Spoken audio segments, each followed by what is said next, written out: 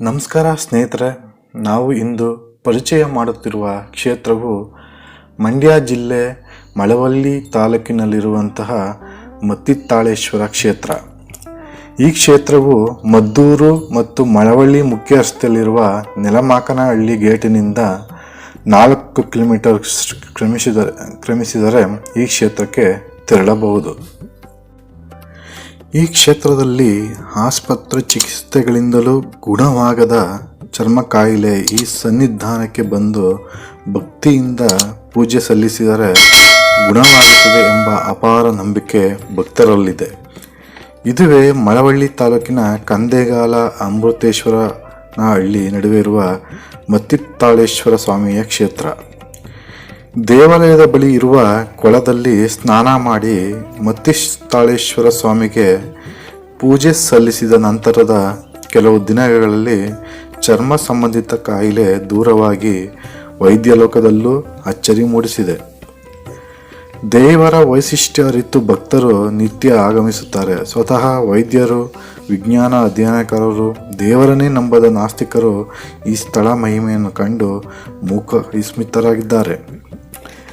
ಈ ಸ್ಥಳದ ಇತಿಹಾಸವನ್ನು ನೋಡುವುದಾದರೆ ಸುಮಾರು 1800 ವರ್ಷಗಳ ಹಿಂದೆ ಕಂದೆಗಾಲ ಗ್ರಾಮದಲ್ಲಿ ಗೌಡರ ಮಗ ಚರ್ಮ ಕಾಯಿಲೆಯಿಂದ ಮರಣ ಹೊಂದುತ್ತಾನೆ.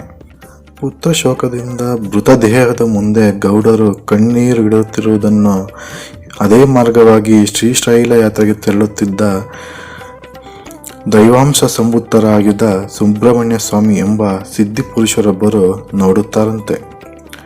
ಊರ ಗೌಡರ ಪುತ್ರಶೋಕವನ್ನು ಕಂಡು ತಮ್ಮ ತಪೋಶಕ್ತಿಯಿಂದ ತೀರ್ಥ ಪ್ರೋಕ್ಷಣೆ ಮಾಡಿ ಶವಕ್ಕೆ ಮರುಜೀವ ನೀಡುತ್ತಾರಂತೆ. ಇದನ್ನು ಕಂಡು ಅಚ್ಚರಿಗೊಳಗಾದ ಜನರು ಸುತ್ತಲಿನ ಗ್ರಾಮಗಳಲ್ಲಿ ಸಿಡುಬು ಕಾಯಿಲೆಯಿಂದ ಜನರು ಹೆಚ್ಚಿನ ಸಂಖ್ಯೆಯಲ್ಲಿ ಮರಣ ಹೊಂದುತ್ತಿದ್ದು ಅವರ ರಕ್ಷಣೆಗಾಗಿ ಇಲ್ಲಿಯೇ ನೆಲೆಸಬೇಕೆಂದು ಸುಬ್ರಹ್ಮಣ್ಯ ಸ್ವಾಮಿಯನ್ನು ಬೇಡಿಕೊಳ್ಳುತ್ತಾರಂತೆ.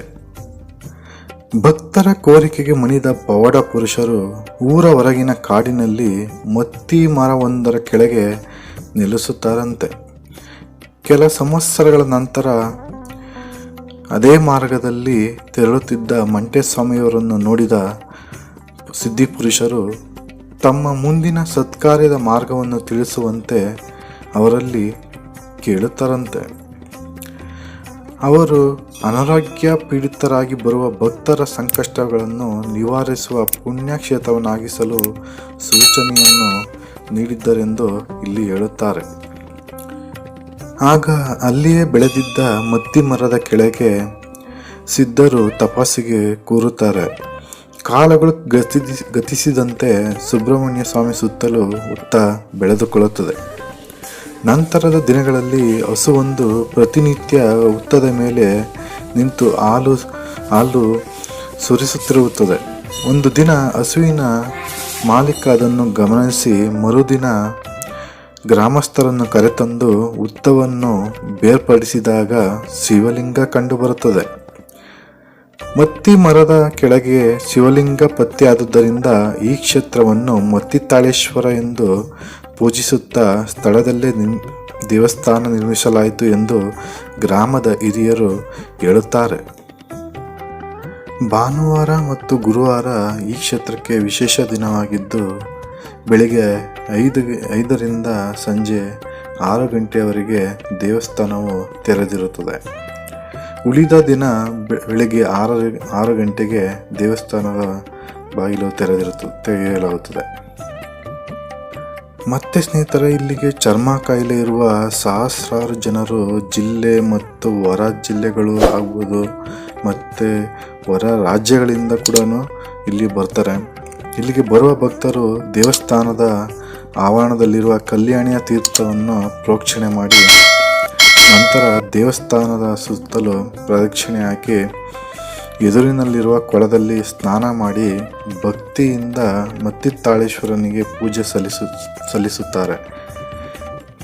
ಇಲ್ಲಿನ ಅರ್ಚಕರು ಕೊಡುವ ಮತ್ತಿ ಮರದ ಚಕ್ಕೆ, ಹುತ್ತದ ಮಣ್ಣನ್ನು ಕೊಬ್ಬರಿ ಎಣ್ಣೆ ಜೊತೆಗೆ ಮಿಶ್ರಣ ಮಾಡಿ ಚರ್ಮಕ್ಕೆ ಹಚ್ಚಿಕೊಂಡರೆ ಕೆಲವೇ ದಿನಗಳಲ್ಲಿ ಕಾಯಿಲೆ ಗುಣವಾಗುತ್ತದೆ. ಮತ್ತು ನೀವು ತೀರ್ಥ ರೂಪದಲ್ಲಿ ಕೂಡ ನೀವು ಈ ಪ್ರಸಾದವನ್ನು ನೀವು ತೆಗೆದುಕೊಳ್ಬೋದು. ಇದರಲ್ಲಿ ತೀರ್ಥ ರೂಪದಲ್ಲಿ ತೆಗೆದುಕೊಂಡು ಕೂಡ ನಿಮಗೆ ಚರ್ಮರೋಗ ಗುಣವಾಗುತ್ತದೆ.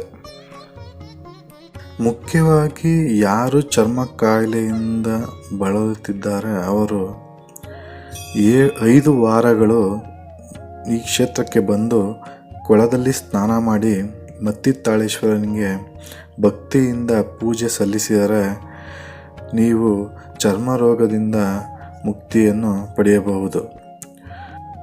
ಸ್ನೇಹಿತರೆ, ಕೊನೆಯ ವಾರದಂದು ಈ ಕ್ಷೇತ್ರದಲ್ಲಿ ಸಿಹಿ ಅಡಿಗೆಯನ್ನು ಮಾಡಿಕೊಂಡು ಊಟ ಮಾಡಿ ಹೋಗುವಂತಹ ಪ್ರತೀತಿ ಇದೆ. ಸ್ನೇಹಿತರೆ, ಯಾರ್ಯಾರು ಈ ವಿಡಿಯೋ ನೋಡ್ತಿದ್ದೀರಾ ದಯವಿಟ್ಟು ಎಲ್ರಿಗೂ ಶೇರ್ ಮಾಡಿ.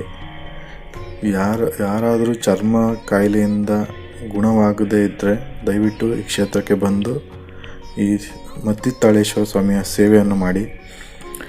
ನಿಮ್ಮ ಚರ್ಮ ಕಾಯಿಲೆ ನಿಜವಾಗ್ಲೂ ಗುಣಮುಖವಾಗುತ್ತದೆ. ದಯವಿಟ್ಟು ಇಲ್ಲಿಗೆ ಸಂಬಂಧಪಟ್ಟ ಅಧಿಕಾರಿಗಳಲ್ಲಿ ನಾವು ಕೇಳ್ಕೊಳ್ಳೋದೇ ಅಂದರೆ, ಈ ಕ್ಷೇತ್ರಕ್ಕೆ ಪ್ರತಿದಿನ ಸಾವಿರಾರು ಜನ ಬರ್ತಾರೆ. ಇಲ್ಲಿ ಸ್ನಾನ ಮಾಡಿ ಅವರು ಬಟ್ಟೆ ಚೇಂಜ್ ಮಾಡ್ಕೊಳ್ಳೋಕ್ಕೆ ಒಂದು ಸರಿಯಾದ ವ್ಯವಸ್ಥೆ ಕೂಡ ಇಲ್ಲಿ ಇಲ್ಲ. ಮತ್ತೆ ನೀವು ಇಲ್ಲಿ ನೋಡ್ಬೋದು, ಯಾಕೆ ಕೊಳದಲ್ಲಿ ಎಲ್ಲ ತುಂಬ ಗಲೀಜಿದೆ ಇಲ್ಲಿ. ಸೊ ಅದು ಕೂಡ ಕ್ಲೀನ್ ಮಾಡ್ತಿಲ್ಲ ಇಲ್ಲಿ. ಸೊ ದಯವಿಟ್ಟು ಇಲ್ಲಿಗೆ ಸಂಬಂಧಪಟ್ಟ ಅಧಿಕಾರಿಗಳು ಸರಿಯಾದ ಕ್ರಮ ತೆಗೆದುಕೊಳ್ಬೇಕು.